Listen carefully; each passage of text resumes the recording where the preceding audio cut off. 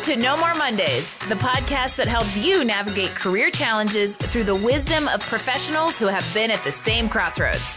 I'm your host, Angie Callen, and I welcome you to join me each week as I chat with leaders, entrepreneurs, and employees who are here to share their practical, tactical advice and some inspiration on how they arrived at career and life satisfaction. From job searching and career changes to going out on your own, we are breaking down barriers and providing actionable takeaways to help you take charge of your Mondays and ditch those Sunday blues. Welcome to No More Mondays. Hey, everybody, and welcome to No More Mondays. I am your host, Angie Callen. Do you have that little thing in the back of your head, an idea, an inkling, a wish that if I could do anything, I would ... And then the buts start, but it wouldn't make enough money. But there's too much competition. I don't know how. It's just too nichey. Well, today's guest is going to get you thinking about everything you think you know about what it means to take your passion and turn it into your purpose, your business, and your brand. Joel Gratz has spent the past 20 years building a successful business in a very unique, nerdy, and nichey space. As a kid, he dreamed of being a meteorologist. And unlike most of us, he actually ran with what I want to be when I grow up and became it. And he has established a name for himself at a niche intersection of the weather industry you'd never think there was a big enough market to corner. Snowfall forecasting. Oh yes, my friends, today on No More Mondays, we are talking about skiing. Joel is the founder of a very popular app called OpenSnow, and this guy quite literally found a way to make every day a powder day, ditch Mondays, and adopt the strictest 6-inch rule in the professional world. He's a scientist, an entrepreneur, a fellow powder hound, and as I look at him, even though you can't see him, we are going toe-to-toe for the best goggle tan of the year. I hope you will all help me welcome to the show Joel Gratz. Joel, welcome to No More Mondays. Thank you. Apparently, I need to use more sunscreen. Yeah, me too. I always forget. And sometimes, if I'm really honest about it, as Jim has always said, it's a mark of distinction. So maybe I should use more sunscreen. Possibly. Although the older I get, the more seemingly responsible I feel like I should be taking care of my skin. So it's a never-ending battle. Yeah. And also I have to explain my shining white forehead to my clients in Florida who are like, why do you have half of a tan? Yeah. It happens to the best of us. And it's already started everybody. It's probably going to be one of the geekiest episodes of No More Mondays ever because you've got a former engineer who loves to ski talking to the leading resort forecaster in the market. So we're going to get into all kinds of cool things about snow, weather, and business. But I thought it would be fun to just give all of you a little frame of reference. So, Joel, let's start with OpenSnow. Tell everybody a little bit about it because some people might not even know what it is and kind of what you're doing in that weather technology space. Absolutely. So OpenSnow is like any other weather app you have on your phone from the Weather Channel, AccuWeather, or Dark Sky, or Apple Weather, or whatever it might be. But we focus on just one thing, which is, well, mostly one thing, although that's expanding, but I'll talk about that in a second. We focus on snow forecasting for skiers because I discovered about 15 years ago that powder skiing or skiing in fresh snow was many magnitudes more enjoyable, at least to me, than skiing on non-powder snow. And the trick, though, is that powder is perishable. You have to be at the right place at the exact right time. And there's a lot of ways that this all doesn't work and you have not quite the most fun day ever. And so I got into forecasting powder and skiing powder for myself and my friends. I'm a selfish only child. I did this for me. But quickly realized that there were a few other people that told their friends, that told their friends, that told their friends. And we created a very nice, as you said, niche, but plenty big enough business to support a small team and a great lifestyle. Well, and I think what is even just so very practically, what is so interesting about this is you had a problem and you solved it for yourself. It turns out other people had that problem. And I just have to tell all of you in the back end. So Jim, as many of you know, is my producer. And so he's sitting here listening and he is a Joel fanboy. And so if you could all see this like chat of questions I am being told to ask Joel right now, you would be. So the first thing, Joel, this is a compliment. When you said, oh, it's like any other weather app you have on your phone, Jim goes, except it's accurate. And that's really why I think one element of success is you found a way to be, an accurate prediction because we all know how disappointing it is to go to the mountain and think you're going to ski 12 inches of powder and then it's 1, right? So that was a part of the issue, right, that you were trying to solve. Absolutely. I remember, so I grew up in eastern Pennsylvania. We did not get a lot of snow, which made me love snow when we got it. But I distinctly remember days when school would be canceled the night before due to a forecast, and I would wake up excited to open my shades and look out to see 6 inches of snow-covered ground, which, by the way, 6 inches in eastern Pennsylvania is plenty to cancel school. But to see 6 inches, of snow, and it would be brown ground, right? Nothing would be there, and I'd be super disappointed. And now we take that kind of consequence up a level, right? For a lot of us powder hounds, because on the one hand, sure, it's just fun to ski, and we're a little disappointed. But on the other hand, a lot of us are making kind of impactful life decisions about, are we going to take off a few days or a few hours of work or school to try to, go ski powder? Some people are going to fly across the country or drive many, many hours and rearrange their life to try to get a couple hours of good skiing one morning. And if the forecast is wrong, everybody realizes that the forecast can be wrong, that the weather isn't perfectly forecastable, but you don't want to be wrong, right? And you know that there's real consequences there. So this is something that I felt, that deep level of disappointment when the forecast was wrong, on both sides, right? You either got more snow than expected, and I felt like I should have been somewhere where I wasn't, or you got less snow than you expected, and you were mad that, you took off a day at work to go somewhere and it didn't snow that much.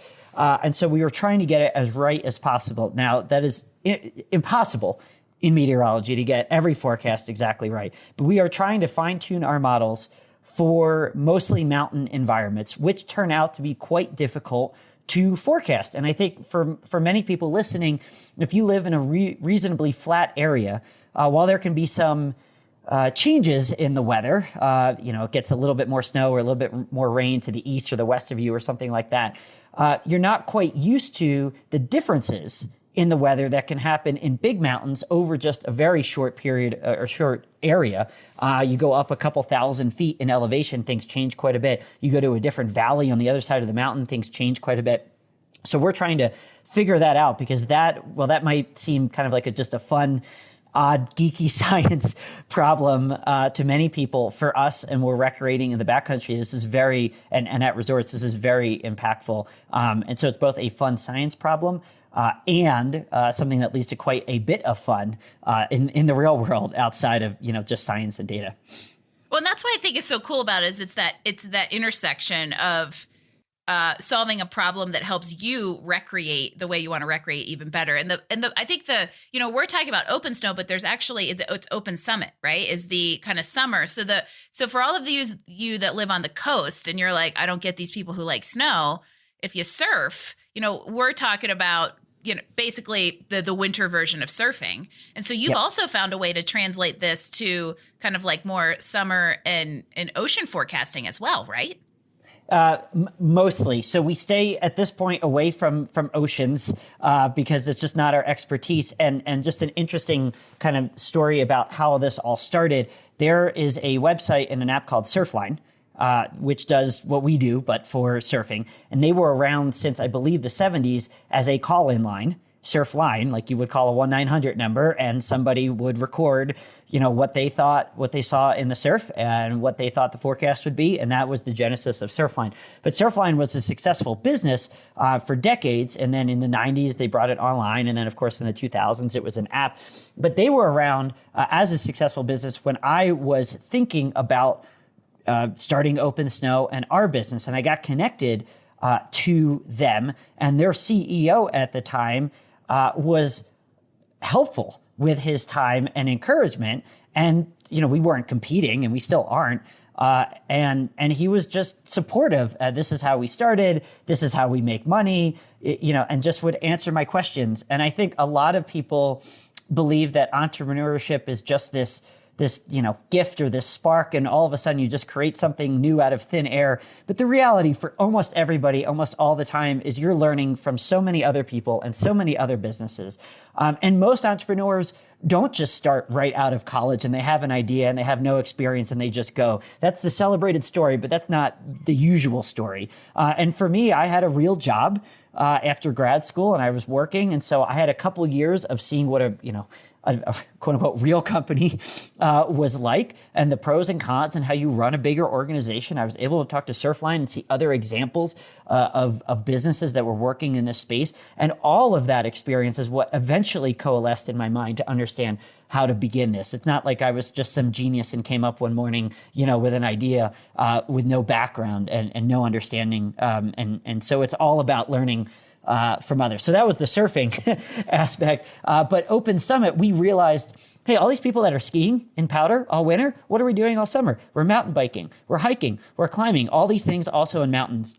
And so when I go hike, I am terrified of being struck by lightning. Now, I know it's a very low risk, but when you're above tree line, meaning you're at very high elevations where there's no more trees up there, if you're on a ridge line, it's not like lightning is exactly attracted to you, but you're probably in about the worst spot that you could be. If there's a thunderstorm, you don't want to be there. So when my family and I go hiking, I look at all these tools, meteorological tools, to figure out when to go, where to go. So I have a very, very low chance of being caught in a thunderstorm. So we're trying to bring that level of kind of forecasting to people as well. I will give you a little sneak preview. I don't think we've mentioned this publicly yet, but this is just another kind of businessy thing. We have a very small team of 7 people full time, and we have 2 brands, OpenSnow and Open Summit. Open Summit's kind of like the summertime version of OpenSnow. Well, it turns out that each one has a website, each one has an Android app, each one has an iOS app.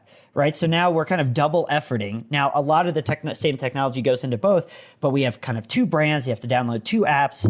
We have to market 2 different brands. So we're going to slowly but surely this spring and into early summer integrate most of the features of Open Summit into OpenSnow. We're already about halfway there because OpenSnow is the far more successful, far more downloaded app. So while from a branding perspective, it's going to feel a little bit weird to open up your phone and look at OpenSnow during the summer, people are so used to looking at OpenSnow and understanding it that it just made more sense for us to coalesce around one brand.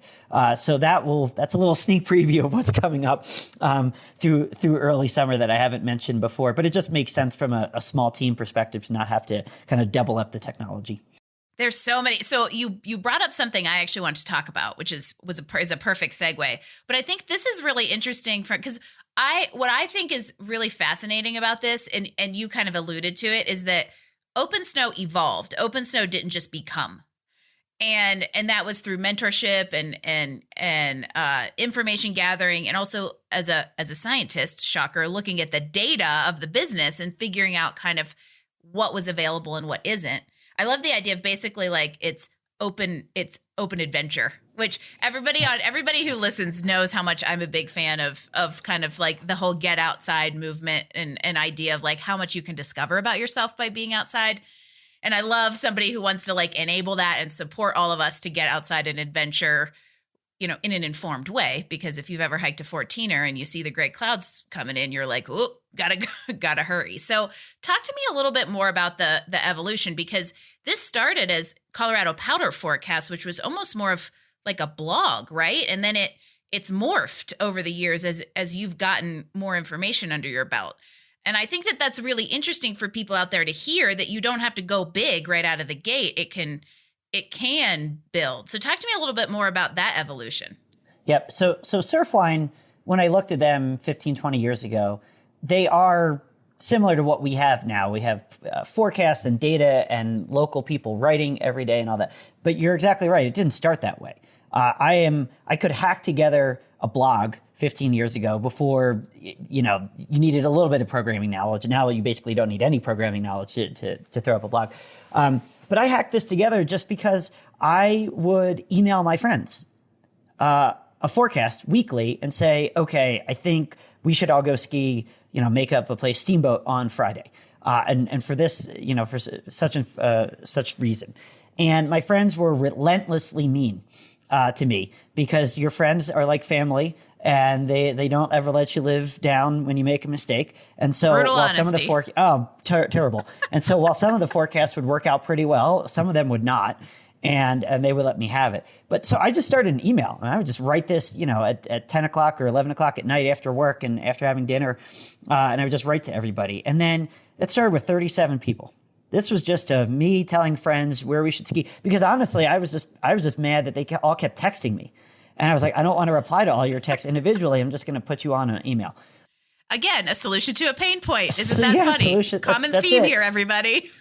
Right. And then, and then it evolved because they told their friends, and then this email went from 37 people to 100 to 200 to 300. But this didn't happen over the span of days. This happened over the span of 2 or 3 years. And I was working a real job and was just doing this. And I kind of thought that this might have more legs when 2 reporters called me one season. This is a couple years later. I put the email on a blog, and then I had a reporter for ESPN and a reporter for the Denver Post call me and said, hey, we want to do a story about this. This is pretty cool. I was like, oh, we're only 500 people on an email list, and then we're a couple thousand people on a blog. But that's interesting. And then I got a couple ski areas say, hey, we want to give you money and advertise. I was like, I don't even know how to take your money. I don't know what to sell you. I don't know what to do. But all of this, the bell went off in my head saying, oh, wait a second, this is just following that Surfline model, right? Basically one person telling a few people what's going on. And now we could, make money in advertising. Eventually we can make money in subscriptions. Eventually we could program a website so it's more than just me blogging, and we could have data that people could look at, like kind of a quote unquote normal weather service. And then a reader told me about 2 other people doing the exact same thing I was, but in other areas. So I was in Colorado. There was a guy named Evan Thayer who had started completely independently of me, no idea that each other existed. Literally the same thing in Utah. And there was a guy, Brian Allegretto, who started literally the same thing in California. His was called Tahoe Weather Discussion. Evan's was called Wasatch Snow Forecast. Mine was called Colorado Powder Forecast. We each had a tiny blog. We each did it independently. None of us knew of each other. But I kind of looked at this and said, oh my gosh, right? None of us were making very much money. We all just did it for the love. But wow, if we all combine forces, now we have a regional service and we have more of an audience, and wow, maybe we're on our way. So that the reporters called me, people wanted to advertise. I saw these other people. I saw the Surfline that were blogging. I saw the Surfline model. And also at the same time, I was in Boulder, and this is back in the mid 2000s, and Techstars were starting. So for those of you not interested or that don't know of Techstars, it's an incubator, which basically means, hey, if you're starting a business, they will give you a little bit of money, but a ton of mentorship support and try to guide you on your way to this. And a bunch of people apply, not many get in. But if you apply and get in, you get all these basically world-renowned mentors. And so being in Boulder, being in my mid-20s, I saw all my friends that were involved or thinking about it. And so there was this massive support for starting businesses. And, it's not one thing that allowed me to start this business. It's not like, oh, I got X number of people on the blog, now I'm going to start it. Or I saw Surfline, now I'm going to start it. Or I went through an MBA. I did go through an MBA, but that wasn't it, all by itself. It wasn't Techstars being in town. It was everything. And finally, I was thinking, I was like, well, my job's okay, but this is really cool. I'm in my mid to late 20s. I don't have any family responsibilities. Therefore, my financial risk is quite low, which I don't think many people talk about. But this is, if I was now in my early 40s with a family and a house and all that, it's not that you can't take the risk. It's just, it's framed differently in your mind. In my mid to late 20s, I was like, oh my gosh, I'm still scared out of my mind to quit my job. But, what's the worst that happens? In 6 months, I can't make any money. My dad gives me a few bucks to stay on my feet, and then I go get another job, and, I'm back at it. So all of that kind of coalesced to say, I'm going to quit my job and I'm going to start this, and we're going to figure out how to make this a business. So you kind of reached a point that I love that you come to exactly where I want to go. It's perfect. But you reached that point that you realized there was a ton of potential here because you're paying attention to the signs, right? Because a lot of people get super tunnel visioned that like, oh, I can't do it until it's perfect. And that's a big important message here, is that like there was an opportunity that was starting to come visible. But I think the big thing is you realized you wouldn't be able to really have the time and bandwidth to realize it if you hadn't kind of made that leap of faith. That's exactly right. At some point, you just can't do it all. And I have, I'm kind of known for within my friend group that I don't sleep a lot. Partially, it's just because I'm excited and I want to do way more than I should. Although I know that's not the healthiest way to go. But eventually, you just can't do it all. You can't do more. And also, I just saw this was exciting and fun. And, something I did in my previous job. So I worked at a hurricane and earthquake insurance company. So I'm a meteorologist. I have a degree in meteorology, a degree in environmental studies, and I always wanted to be in some sort of business. So I had an undergrad minor in business, and I did a concurrent MBA in my grad school years. And this is not like, I'm not trying to brag of, how many degrees I have or anything. And my friends make fun of me like, oh, you have an MBA, so you know how to use, make PowerPoint slides? Like, ha, ha, ha, got it. But what it all did was, broaden my scope at least a little bit of thinking about what could be out there and what all these businesses could look like. In the MBA program, I was in a venture capital competition. It basically meant we just read hundreds of business plans. Also really helpful because the first business plan I read, it's like, oh, this sounds interesting. By the 100th, you start to be able to call BS on some things that maybe might not make sense, but you have to build that muscle, right? So anyway, all of this stuff was coming together, and I took a job at a hurricane and earthquake insurance company, which I thought was the perfect mix of a nerdy scientist wanting to be in business. And from an expected value problem of like how much money, sorry, I have to apologize to my father who always gets on me when I say the word like. So I'm sorry, Dad. I did not make that was a bad Thanks for filler listening, word. Dad. Yeah. So when I was at the insurance company, I thought it was a perfect mix, geeky weather, business, and from an expected value standpoint, if I am able to work my way up in the finance world over the course of my career, I will likely make quite a bit of money. And when you assign probabilities to how successful could your business be if you started one, and how much money you're going to make there versus can I just keep my corporate job and keep going, you probably will make more, all things considered from a probability standpoint in the corporate job. But so I was just, great, let's do this. So 3 or 4 years into that job, I enjoyed it, but I really wanted to see what the next step or 2 or 3 of that job could be. So one, and this all comes back to skiing in some way, but we had a partner with a company in London. So I was based in Boulder, Colorado. We had a partner with a company in London. And I was taking a ski trip to Switzerland, which sounds, kind of off the charts, right? But I had a friend over there and I really wanted to go skiing. And again, unencumbered in my mid-20s, it's reasonably easy to travel on airline miles and without a family, and you don't have to spend a ton of money. So I went over to London. I asked my boss, I said, we have business partners in London. While I'm in Europe, it's a $100 flight from Zurich over to London. I want to go visit our business partners in London and see what it's like for them, because this is kind of the upper echelon of insurance, right? Like this is where I could be if I keep going. And I met with them for about a half a day. And I walked out of that meeting and I had a pit in my stomach because I decided there that wasn't what I wanted to do. It wasn't that they were wonderful people. It's a great industry, but it wasn't for me. And then I was in a real big problem. I am always I've always been a positive, excited individual. But for the year after that meeting, I was really bummed because I didn't know what to do. And that was because in school, what do? You just go to the next grade, you try to do well, and you keep moving on. Then what do you do after school? You try to get a job, you try to keep moving on, you try to do well. Well, I reached a point where that pathway no longer was going to work for me. And so that was a big crossroads for a year. And this was not some perfect success story where I just said right there and then, the heck with this. I'm done with this job and I'm going to go start my own thing. No. My own thing was making zero money. And so it took me a year to kind of understand where I was, to be really bummed about it, to not really know what to do until I got up the courage from looking at all these people around me and kind of writing and taking down notes. And I said, okay, I should probably go try to do my own thing. But it was a circuitous year.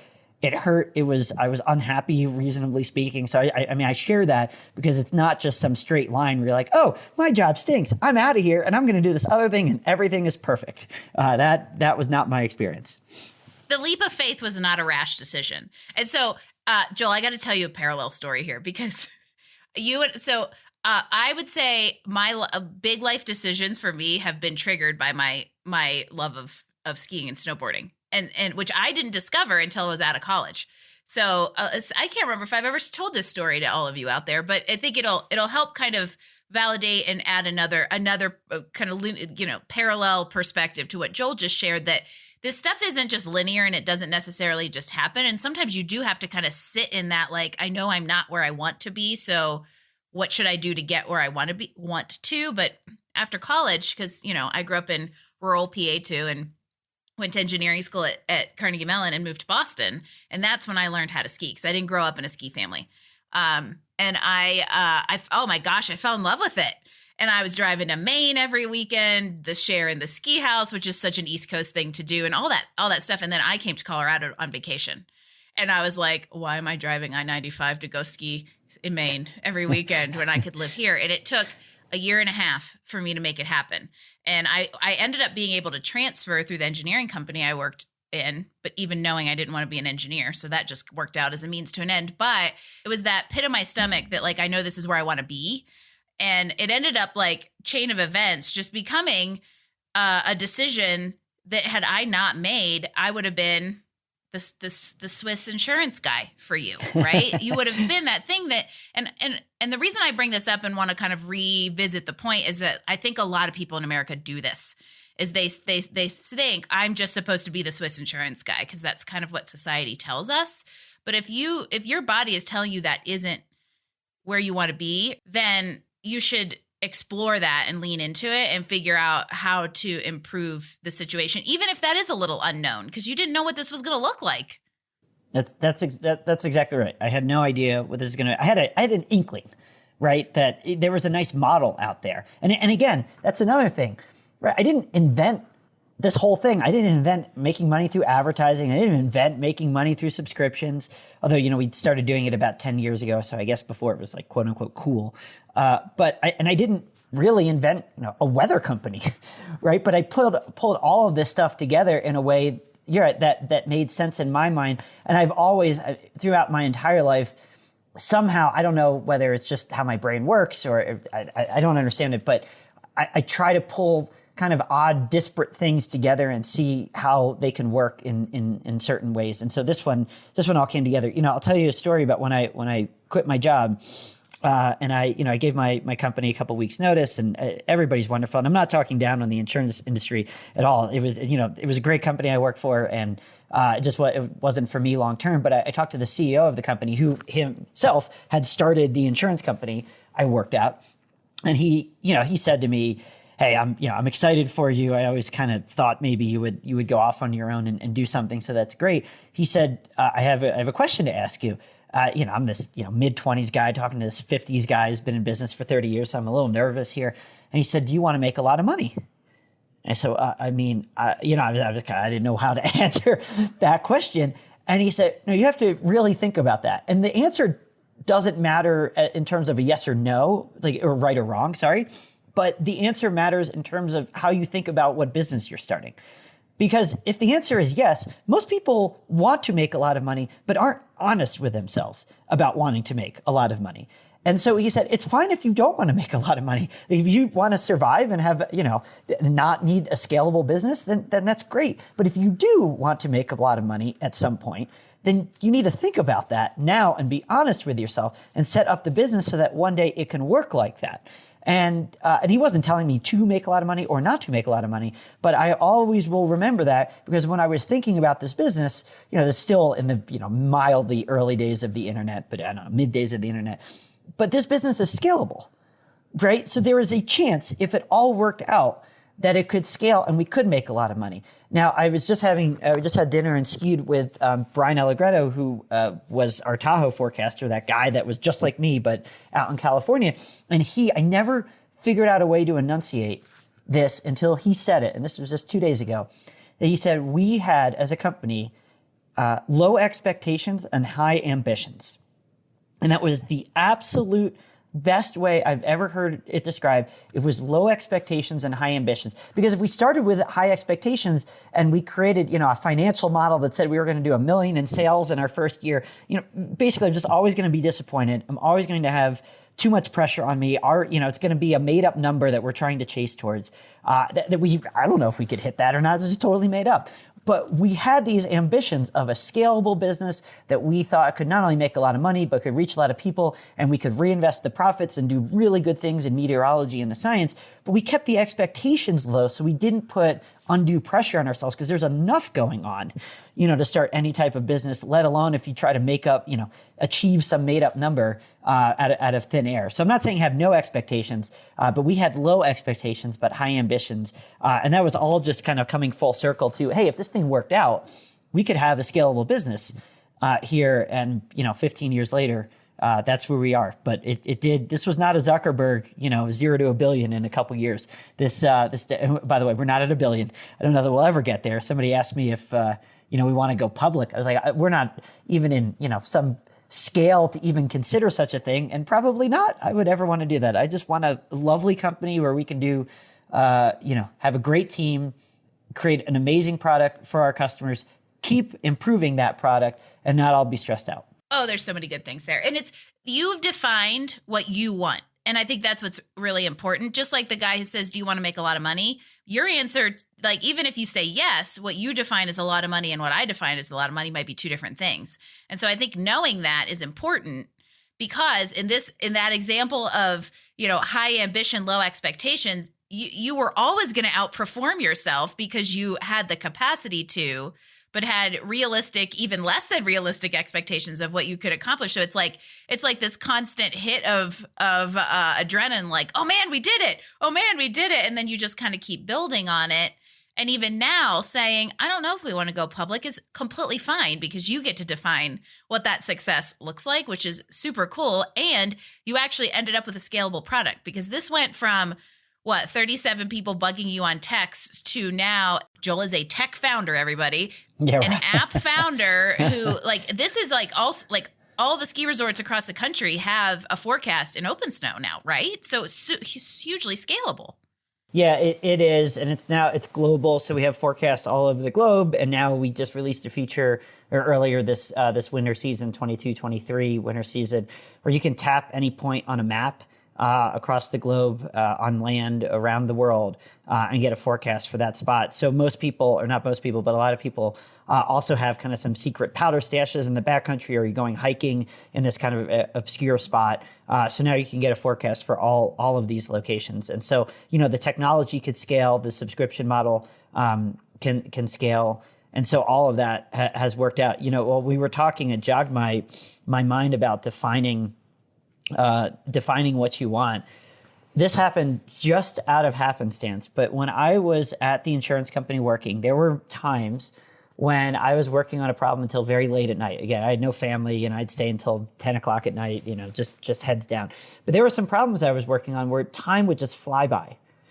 And one day I was like, man, why do I like this so much? I don't know. So I wrote down a couple notes, on a text file. This was not some, gorgeous Evernote series of, blog entries or something. This was just a little text document, and it was 1 or 2 bullet points. And I would write down the things that I was working on that I would just find super exciting, and I would just work on for hours and hours and hours and not have a clue that time had passed. And the opposite would happen. Sometimes I just could not get myself motivated to do anything, and I would try to figure out why am I in this weird spot. And I would write down a couple bullet points, and I wound up having, after a couple of years, really just 4 or 5 bullet points on a text file. But oddly, after those couple of years, that was the runway, or I guess the map, right, for me of what I actually wanted, right? I didn't sit down, taking substances, trying to, allow my mind to wander, although maybe that works for some people. I was just, in everyday life, doing things that were awesome and doing things that I felt were not awesome. I just was disciplined enough randomly to, write those things down in the moment. And I have that list because I told people about it occasionally in presentations, but that list is just 5 bullet points. I need to work in weather. I have no idea, but since age 4, I was fascinated by the weather. That's the only thing that I am super excited about. Obviously, I love skiing and family and all that stuff, but from a work standpoint, weather is just the thing. Have to be in weather, not tangential weather. Not like I'm working in insurance and it's kind of related to the weather. Like I have to be working in weather, period, every day. I wanted to create value and delight through unique products. And that probably sounds like some poorly written mission statement. But what I was struggling with at the insurance company is we were one of many insurers that did effectively the same thing. And we filled a sort of niche there, and we did it very well. But I wanted to do something more unique. I wanted a work environment that was autonomous and challenging and flexible. It was more of a 9-to-5 place. And sure, I could show up late or leave a little bit early and do what I needed to do. But really, I wanted to call my own shots. If the snow was good, I still remember sitting at my desk watching a webcam of it dumping snow at Vail. And just knowing in my brain how much fun the powder would be. Some random Wednesday, there's nobody there. It would be just an amazing day. And I'm sitting at my desk. I was literally shaking. I was like shaking in my desk that I wanted to be there so bad. I just wanted to be at Vail skiing. And then I'd come back to work at 3:00 and work till midnight. I don't care. But I just wanted that ability. I wanted to do something reasonable through society, through either education or giving back through money. And then run a sustainable business. And so those were the things that I realized that I wanted. And then at the very end of it, at the very end of all of those things I have written down, if I achieved those 5 things, then I want to make a lot of money. So that was, this might sound, this is now 15 years old. It might sound like I just prepared some, spiel for the podcast or something. But this was something that I developed over 5 years of working. And that make a lot of money thing, let me frame that, because you actually brought up a great point about one person's a lot of money is another person's maybe not a lot of money, right? And that's fine. But I read a blog post by this guy named Jason Cohen, who blogs at a Smart Bear, and he's a multi-time founder and probably one of the smartest business executives, bloggers that I've ever read. But he wrote about when he sold his first company, probably 10, 15 years ago, he made enough money to never have to look at the right side of a menu ever again. Meaning that, he didn't have a private jet or, a house that was 20,000 square feet or whatever. I don't know what he has, but I don't think it was that amount of money. But, it was just that, hey, I have enough money now. I can not only, take care of my kids' education and stuff, but hey, we want to go out to a fancy dinner. I don't really care. Or, if the steak's $25 versus the $18 entree, it's fine. And I just thought that was an interesting way to frame it. And the broader way to think about that was just that everyday actions become less stressful from a money standpoint. Yes, it's still a big deal to buy a big house or to buy any house or to buy a car or whatever, but just the everyday things like, oh, hey, you want to go out to dinner? Yeah, sure, I'll join you. Or whatever version of that is for somebody. So I thought that was useful, and I kind of kept that in the back of my mind too. It almost gives you a compass point. Also, we will be setting up a time to review your MBA PowerPoint presentation on your 5 objectives in life later. No. But if for any of those of you who are listening who have been clients of mine who've gone through either career change or kind of like, where do I go in my next job? What Joel just said sounds a whole lot like the things I try to get out of people. So it doesn't have to be just what do you want to do? It's more like, how do you want to live and work?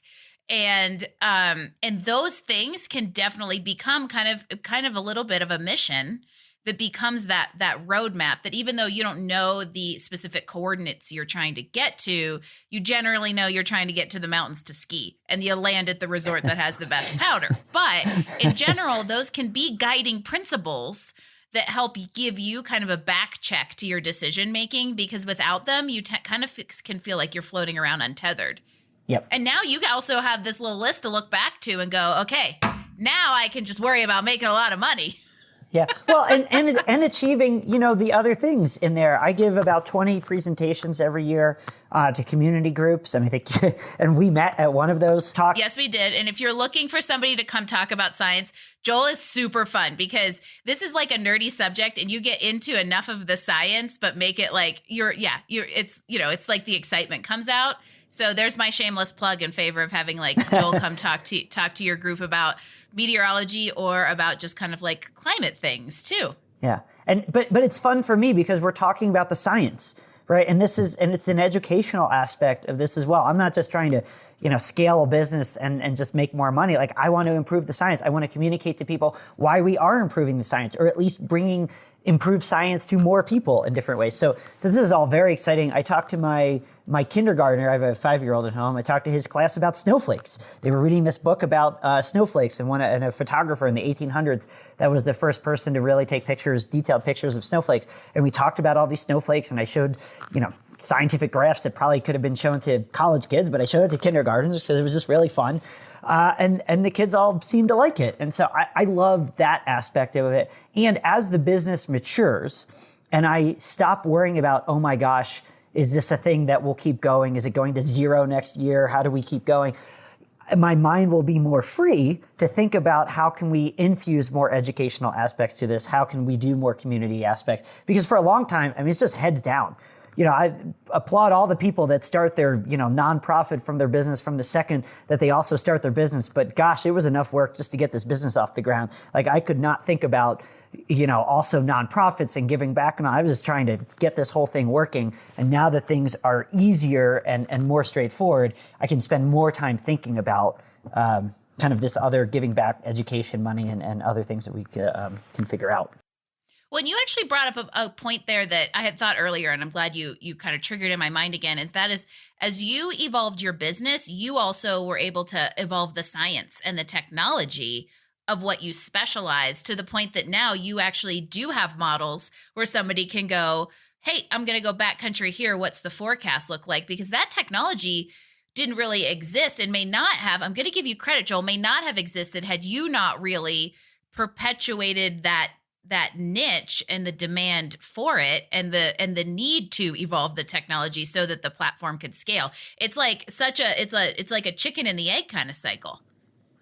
Yeah, and this is, one of the frustrations with other weather apps is that they're generally geared toward the masses. And the masses generally live in cities and want forecasts for cities. Small cities, big cities, anything like that. But it's hard oftentimes to get a forecast for that random valley that you want to go hike in. Or have the confidence that the forecast you're getting is for that random valley you want to go hike in and not the nearby town that's 35 miles away. Right. And so all of these things, we're scratching our own itch here and trying to and trying to solve these problems. And if you for those of you that don't live in mountains with like big elevation changes, the forecast and the forecast could be one thing, and the weather where you're at versus the weather 10 minutes a day could be 10 miles away could be drastically different, just because of what the mountains do to different weather patterns. And so I think that lots of other ski nerds would be disappointed if we didn't at least talk about this aspect for a couple minutes. So what have been, and I'm trying to figure out which one do we talk about, but I think I'll ask, what has been a really interesting kind of discovery for you as you've gotten into this very kind of nuanced area of science and snowfall and mountain forecasting? What little fun facts or really interesting things have you discovered from a scientific perspective? Yeah, it's so I think a lot of people have probably heard 10 inches of snow equals 1 inch of rain or something like that. And so that turns out to be a really challenging part of the how much is it going to snow equation. So there's two ways that a snow forecast can be blown.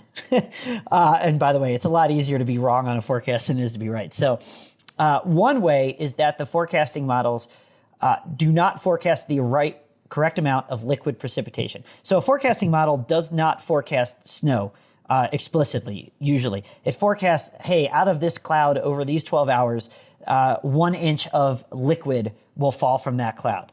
But then we have to say, okay, if the temperatures are in the right zone and the wind's in the right zone and the moisture's in the right zone, that liquid will actually fall as snow. Okay, how do we convert that 1 inch of liquid into how much snow? Now, everybody, talks about it's 10 to 1. So 1 inch of liquid would be 10 inches of snow.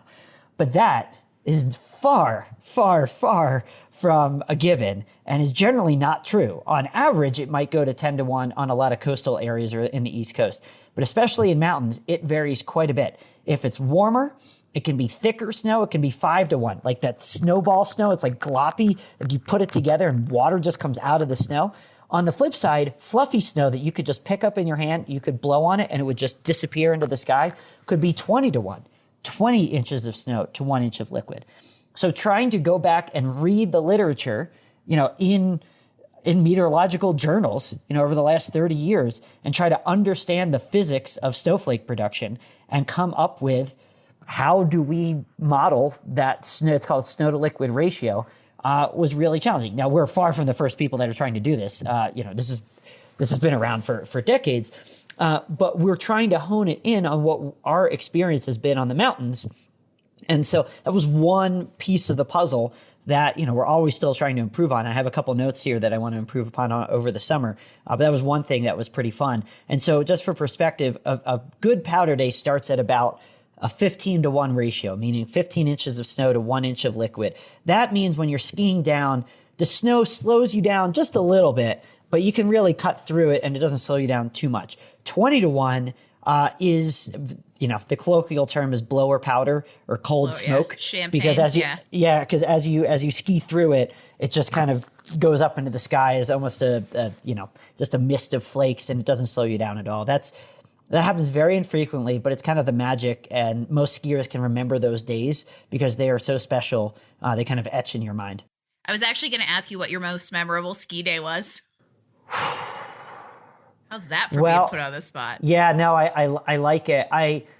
What's funny is that I'm focused so much on meteorology and the science, but the best ski days are always made by the people. And gosh, that sounds so that's cheesy, but it's cheesy. You usually remember who you experienced it with. That's exactly right. So this is like a statistics problem. Given good snow, right? Because there has to be good snow. But given good powder, what was your best ski day? And it's generally the ones that I've shared with my wife and my close friends, because we're lucky. We try to go out on most of the best days. And so there are a few of them at Vail, at Steamboat. I mean, I can think of days literally at every ski area in Colorado, a couple Utah days, a couple of days in Japan because we are obsessed. And so we chase snow all the way to Japan to go ski. But largely it's involved those days with my wife or some of my friends on those good powder days. It seems fitting that your response to that question is essentially an if-then statement. Of course. Yeah, right. And yes, everybody, there is this thing that we all call Japow, and you should experience it in your lifetime. So I could, part of me wants to ask you where you're skiing this weekend, but by the time this airs, it might not be ski season anymore. However, I'll let you know if your forecast for Aspen Highlands is right this weekend, because we might be having some fun on Saturday, Jim. Yeah, the Central Mountains, and Aspen is in the Central Mountains of Colorado, and they should do quite well with this storm. And I will tell you, I will not be skiing Aspen. I will be skiing a nearby area a little bit north of Aspen, largely because my son has a lesson and we have some friends over there too. So we'll be hanging out and doing some family skiing. But the kiddos are old enough now to ski through at least a couple inches of powder. So we should have a good time. Well, and that'll just get increasingly more fun. It is funny because 15 minutes before we came on, I heard Jim from the other end of the house, probably because he was on OpenSnow, go, hoo-hoo, Joel increased the forecast for this weekend. So here you go, everybody. If you have OpenSnow on your phone, this is the guy and his team behind it. And I think it's been really fun to kind of explore the business side of how OpenSnow Open Summit, which is going to integrate right around the time you're all hearing this, has come to be. So as we kind of start I could sit here and talk about powder for 3 hours, but I'm sure everybody else would be like, okay, let's wrap it up. So tell everybody where they follow along in your journey and also how they tune into this super cool tech you've got to offer. Sure. We are at opensnow.com or on iOS and Android. You can just search for OpenSnow, all one word, and we'll be right there. It's really fun. Even if you're not a ski junkie, it's really cool just to even compare your own weather, right? And be like, oh man, This is really neat. Because when I saw Joel talk, you talked about how you do the models, and it's really, really interesting of the science and technology behind how you're able to do such, micro forecasting is probably a good way to put it. So yeah. And on the app, you can get forecasts. It's not just for ski areas. You can just say current location and get your forecast for your house. You can add a bunch of favorites. So your house, your favorite hiking trail, your ski area, it all kind of comes on an easy to compare list. And then we have something called Daily Snows, which is where I write every day and all the other forecasters write. So if you're in a region where we have a daily snow, we do that too. Before we end, I did notice on your kind of list of questions to me, there was a question right at the end that I want to make sure that we got to, because I thought about it a lot, which is the best, maybe we're going to get there, the best piece of advice on the one action listeners can take. That is exactly where we're going. Oh, okay. So, sorry. I'm take forecasting. us home. That's No, where I want you take us home, because I get Okay. it's exciting when people actually really have a good, like, I want to answer that question. And so Joel's going to take us home. There you go. So what is the best piece of advice on the one action our listeners can take to get closer to a more fulfilling career? And I will offload this because this was a mentor of mine that suggested this to me. His name is Bill Flagg, 2 G's in his last name. And he had a short blog post. He's a business mentor of mine. And he had a short blog post about how to make hard decisions. And I feel like this qualifies. Where you're going to go in your career, that's a pretty hard decision. And he said, most people go for a list of pros and cons. And you can weight them and average them and do all, but then eventually you just kind of wind up with a list of pros and cons at the end. You do all this work. And he said, so what has worked for him is he solved for the variable that mattered the most. Pick the singular most important variable, solve for it, and the rest, hopefully, you can nudge along in whatever way necessary to make it all work. And so at the top of my list, my singular variable was weather.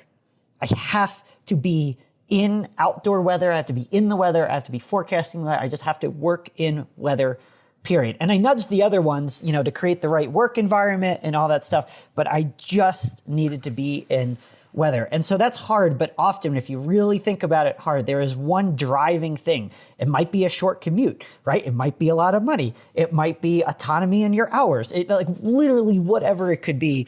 But my wife and I were just making some hard decisions around real estate in our family and just longer term plans. And it was another one of those pros and cons. And we came back to this exact same thing. What is the number one thing we want to solve for? And we'll fill in the rest. Ding, ding, ding, ding. You know what I say to that is, what's the top of the decision tree? But it's exactly it's exactly the same kind of methodology. I knew this would be a fun conversation that would come in and out of skiing and weather, but because of kind of what you've been able to accomplish through that number one variable, there would be lots of kind of like business and career advice. So I'm so glad that you kind of tied it all back together with that. That is a great single, because that is one action. What is the single most important variable or consideration you have in life? I actually think it's life more than it is career, because I'm a big fan of what's your life. What do you want your life to look like? Design your career around it. So Joel and I would both say, what's one step you can take to get to a more satisfying career in life is 1, ski more. And then 2, figure out what that most important variable are, because then everything else lines up under it, and you're not trying to kind of solve for 7 things all at once. That's a perfect piece of advice and great way to wrap up what has been an amazing conversation that has me even more excited to ski this weekend. There you go. Hope the forecast thank works. you so much. I know. Don't worry. I'll yell at you if it doesn't. Please do. That's how I learn. Yeah. Hey, I was going to say, well, somebody else will yell at you if it doesn't too. So if you're Joel's figured out how to also be in the line of fire and take it well and learn from it, which is awesome. So this has been so fun. I appreciate your willingness to come and share some of your kind of personal and business journey on how OpenSnow and how you have evolved over your career. So thank you so much for coming and being part of our No More Mondays movement. Absolutely. Thanks for having me, and enjoy the powder. All right. Awesome. Everybody else out there, go find your version of powder, whether it's skiing, whether it's a wave, whether it's a summit, whatever it is, get outside, because it is a great aspect to have a fulfilling life, and it makes your career better too, because you've got an outlet. And we appreciate people like Joel being here and being part of this movement and reiterating how important it is to find that balance as we all navigate career crossroads, chart paths to success, sit in places that we know don't want to be in order to figure out where we do. And Joel's stories inspire us. So if you are out there listening, I would love for you to leave a rating for this conversation. Go download OpenSnow, because that helps both of us. Subscribe to No More Mondays wherever you get your podcast, because it's a huge help as we continue to bring these stories to listeners across the globe. And if you want to leave us comments, feedback, guest suggestions, or grab the notes and links from today's episode, visit us online at nomoremondays.info, and I will see you again next week for another edition of No More Mondays podcast. Thanks for joining us for another episode of No More Mondays. Tune in next week as we bring you more insights and actions to help you improve your life and career. Don't forget, visit us online at nomoremondays.info to get all the details, show notes, and recommendation from this episode. No More Mondays. We drop new episodes every Wednesday. No More Mondays is brought to you by Career Benders, Inc. in partnership with executive producer Jane Durkee. For more information about career coaching, resume writing, personal branding, recruiting, and entrepreneurship coaching services, visit us online at careerbenders.com.